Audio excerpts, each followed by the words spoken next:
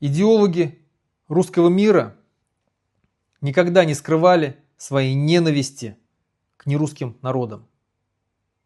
Всегда они это пропагандировали в своих постах, в своих статьях, в своих видео.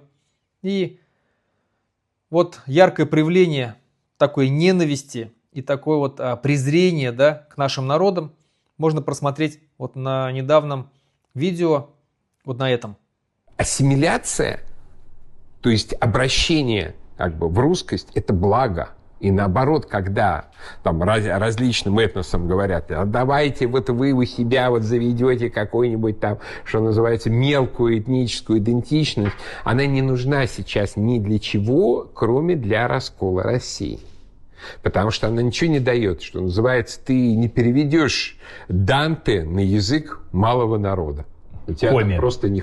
Ну да, даже на коме не сможешь, да. Вот. Конечно, нет.